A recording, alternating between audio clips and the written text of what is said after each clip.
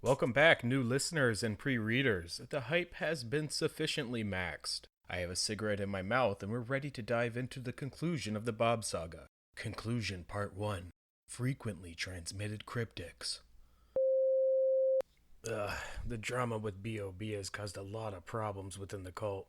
We just don't have that luster anymore. Things are fading into disrepair. People just don't care as much as they did anymore. Brought a certain je ne sais quoi to the whole endeavor. Now that he's gone, the energy, the spirit, it's like the town itself is a ghost. Apologies aren't gonna cut it. B.O.B. has made his decision and we all have to respect that. Don't get me wrong, we'll try to recover, but things aren't gonna be the same. What a deeply regretful series of events. There is one upside. As a cult, we're extremely satisfied with apathy and lack of progress. Therefore, nothing has changed. We will march forward with the speed of a turtle. Ultimately, it is a slow and steady that wins the race. As long as the finish line stays put, that is. It's alright, we're good people, we know that. We did what we had to do. B.O.B., you respect that, don't you? I suppose it doesn't matter whether or not B.O.B. respects our decisions. Whether he wants to come back into the fold. The wind has been beaten from our lungs. Kinda coughing up blood now. Like serious cancer-induced tar-laden blood. I'm talking black phlegm the whole 9 yards. It's painful. It's like slow-cooked death basting in its own morbid juices. I can't stress this enough. We're like a corpse that is being roasted after being basted in fetid fecal matter as it sputters up large chunks of heinous sac matter. It's gross. It's unnatural. It's us. Company is our people, right? So is there a hospital that will accept a cult? Will any undertakers or mortuaries put us to rest when we finally roll over and die? Undoubtedly no. But perhaps a flower will bloom from the decomposing tissue. Is that too much to hope for? Will it wilt? How can I know? I am merely a simple cult master, a dandy of a hood-wearing, doom prophecy-speaking man. Multiple hyphenated inundations, tiered tears of terrible tragedy, a myriad and multiplicative meandering monstrosity. That's enough sobbing for one day. Pick yourself up, soldier. There's still work to be done, and I didn't give you permission to die, son. November 3rd, 5:33 a.m. Rule 3. After many hours of introspective introspection and medicinal meditative meditation, and truly countless hours of tuning the foils of my timeless and stylish hat of various foliage, in combinatory combination with restorative restoring frequencies that I frequent, 528 Hz in particular has a DNA regenerative property that is simply salacious. Taking due time to pardon my fallacious French and address amorous amour via the nexus of interconnected pathways, and despite all logical mental discourse and intensive concentration, the League of Bob-like Men has made contact.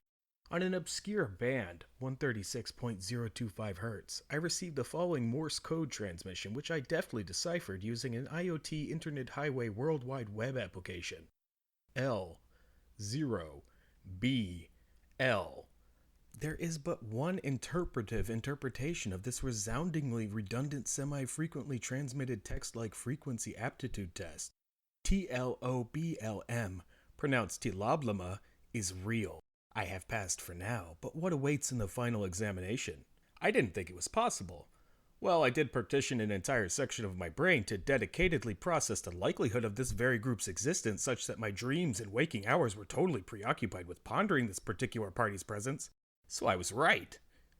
It would be funny how fear motivates the mind to solve complex inquiries in a hastened manner unfettered by paranoia and Occam's razors defeating organizations frantically fettered by foolish failures. But I'm downright terrified. Special Order of the Doomsayer, or SUD. All those involved in the Anti-Blue Pentagram Investigatory Brigade are hereby ordered to rededicate all resources toward the revealing and unmasking of these coded cowards. We will see who laughs last, my dear B.O.B.s, even if it's through the petrified molars of gridded, pearly paradontist partners. Comment 1. Fellow Wanderers, wait a moment here. Was the lawyer letter truly a pretender photo mimic?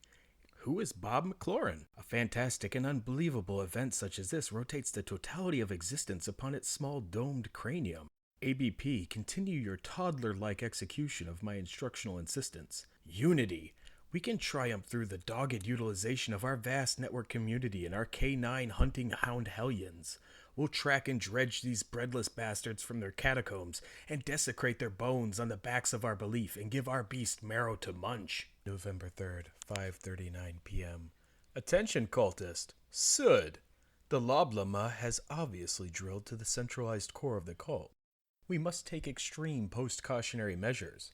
The church is hereby ordered specially to don emergency disguises. Let the specifications of these costumes speak to the emergent nature of the catastrophic implications of having been penetrated so deeply by the BOBs. Each cardboard cloth carrier contains 1. Plaid checkered shirt. 2. Light gray corduroys. 3. WTF emblazoned big rib trademark rubberized work-safe work boots. 4. Pitch black pre-worn wool socks. 5. A standard wood-chopping weapon, the +1 axe of outward style alteration. We will counter their infiltration by integration. Gloves are not provided by the church, and their necessity can be determined by the rancid and peeling flesh of the shorn palms of the hardest-working warriors. Your choice and no further self-saving proclamations will be provided. Be warned and informed if the church does in fact sell gloves of perfect pandering for the very voracious and vigorous tasks that are to come. Dear cultist, merely looking the part is not enough. We must do as BOBs do to fit in. When in okay, it's okay to be a piece of shit. On a side note, winter is coming, and the erratic weather is predictably forecasting our future for non-cerebral cold snaps. Gathering a fiery fiesta worth of cylindrical concentrated carbon fuel is a side quest of critical main-level importance. Get to chopping! You can find a hysterically incomplete guide to basic forestry and woodmanship in the TRD on page 530. Further instructions to come. For now, blend in. Become Bob. Sleep, my cells. Sleep deeply and await your next sud. Comment 1. If your package did not arrive, feel free to drop to your knees at the end of your driveway and cry sordidly, or check with your neighbors to see if there was a mishap with your local untrustworthy postmaster. Well, that's the end of conclusion part 1. I'm finding these extras to be extraneous, and so I will just conclude with good evening.